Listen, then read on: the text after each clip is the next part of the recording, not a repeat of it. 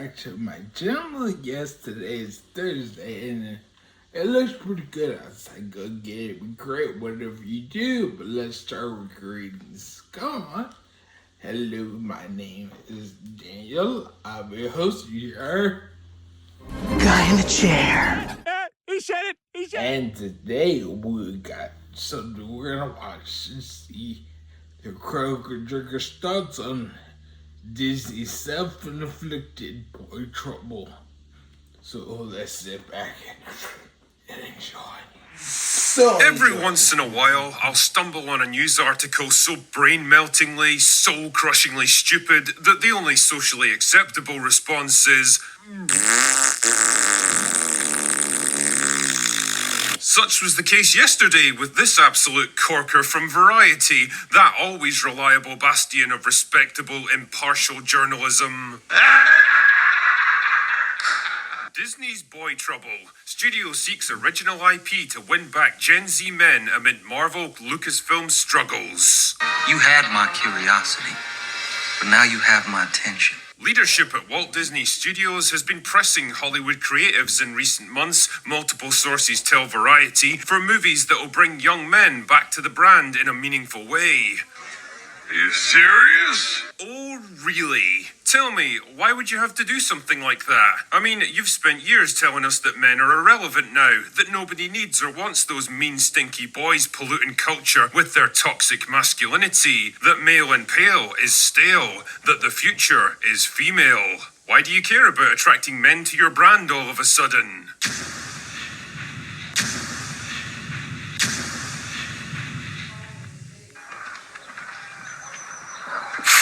And therein lies the rub, dear viewer. You might utterly despise men and everything they represent, but when it comes to that increasingly uncomfortable meeting with the accountants every few months, well, it turns out that you kind of need them. Especially young men, who seem to be quite a powerful demographic these days. Let's see what else this stunning and brave article has to say, shall we? Numerous studies show that Gen Z men in particular are a lonely, gaming-obsessed group who were hampered in their formative years by COVID-19 lockdowns. Oh, come on! Okay, I'm gonna stop you right there before this journalistic retardation goes any further. Let's be clear about one thing. Young men were not hampered in their formative years by the lockdowns, or the patriarchy, or global warming, or social injustice, or any of the other bullshit excuses you're gonna try to throw in to obfuscate the truth. They were hampered by an entertainment media complex that spent most of the past decade systematically trying to obliterate them from modern culture. They've been berated, insulted, deconstructed, mocked, lectured, misrepresented, gaslit into believing their every natural instinct was wrong and evil, and simultaneously labeled as useless and irrelevant, but also somehow the cause of every negative thing that ever happens in the world, depending on which explanation is most expedient. I'm so fucking tired. I thought I just needed a night's sleep, but it's more than that. And every single time they've dared to defend themselves or push back in this completely one-sided war, they've been dismissed as sexist, misogynistic idiots and bullied or attacked into silence. Is it really that much of a surprise that after all of this, after realizing the deck is so hopelessly stacked against them that not only can they never be allowed to win, but they'll be actively punished for even trying in the first place, they finally decided, fuck it, I'm just not playing anymore. And they hit back with the most powerful weapon left in their arsenal.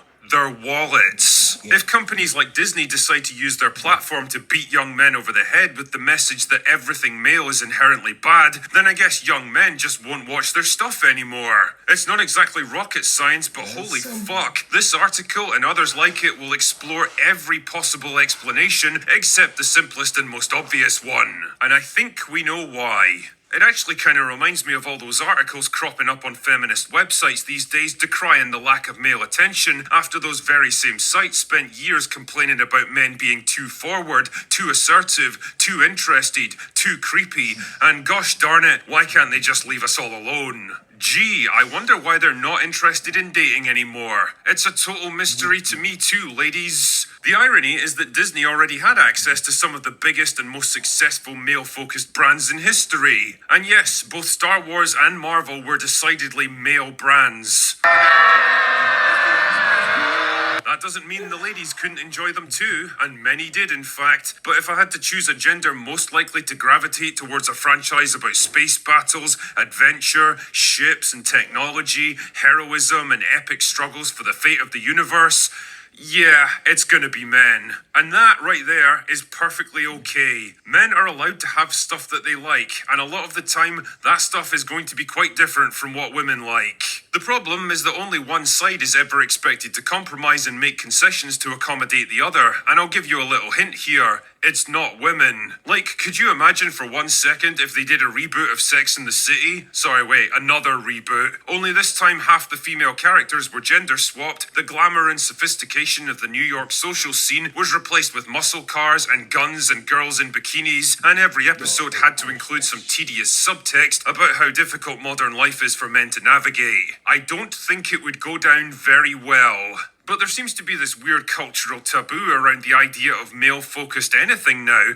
like catering specifically to men as a demographic is some moral crime that has to be addressed and corrected, instead of a smart and logical business decision from a company that should be all about giving the customer what they want.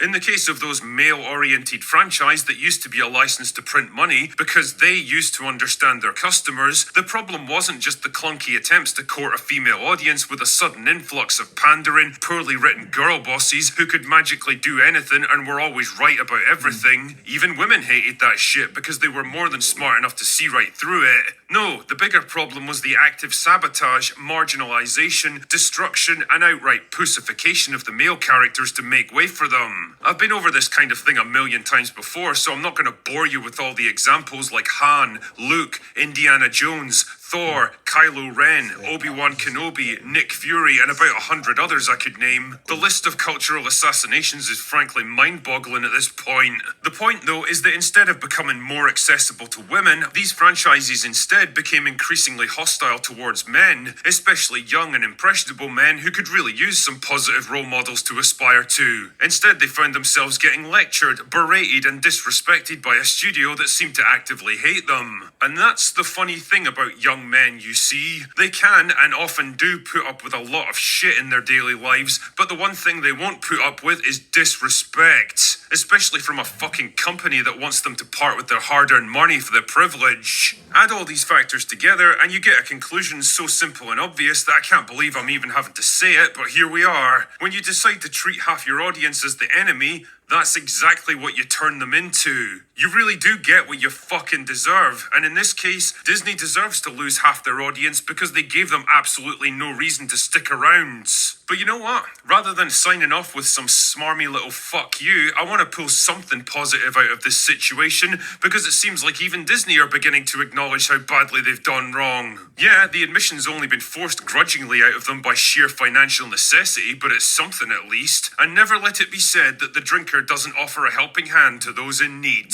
So if I could offer a few pieces of advice, speaking as someone of the male persuasion here, I'd say they have to come to terms with a few realities about their situation. The first reality is that not everything you make can appeal to everyone, and nor should you try. Movies like Barbie and Top Gun Maverick are proof that when you target a specific audience and give them exactly what they want without trying to dilute it down in the hopes of appealing to an even bigger market, you can and will make an absolute fortune. The second reality is that any project revolving around adventure, science fiction, action, or technology, like say, Star Wars and Marvel, is probably going to skew male. I don't know what to tell you, man, but men and women tend to be interested in different things, and no amount of social conditioning or deconstruction is ever going to change that. And if they're your two biggest franchises that you probably want to resurrect and get profitable again, then you're going to have to accept that your primary demographic is men, and cater the content accordingly. The third reality is that you need to bring back masculine heroes if you want to get a male audience back.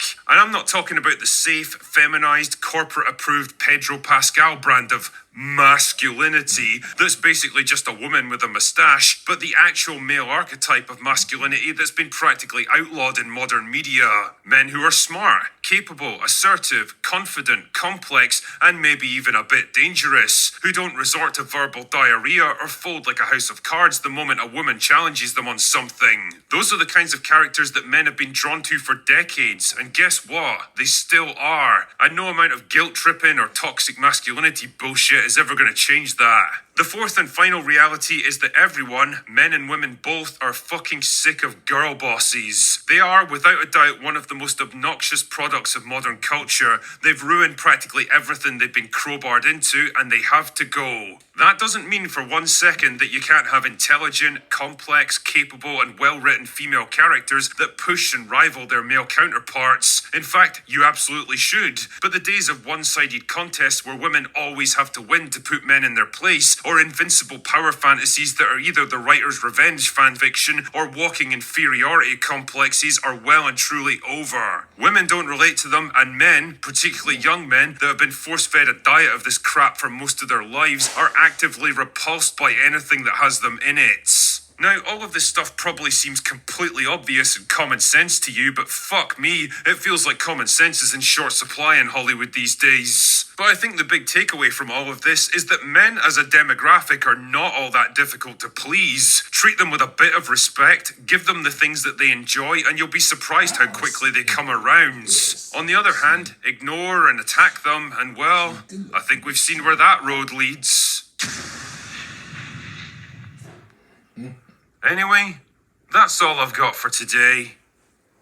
Go away now. Hey guys, yeah. Let me first address this. The whole Sydney Sweeney thing. Yeah, she's good looking, but she's not really drop dead. Of course, yeah, she got big boobs, but I don't see the whole appeal. But that's just me. I'm strange. But on to this, yeah. Disney has a man problem.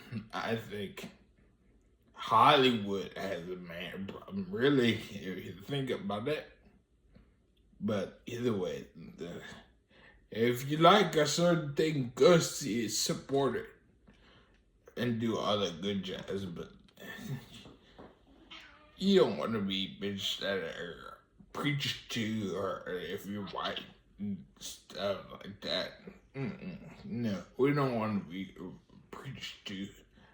But here's what I did here. I had an awesome night, and the rest of the day got really well.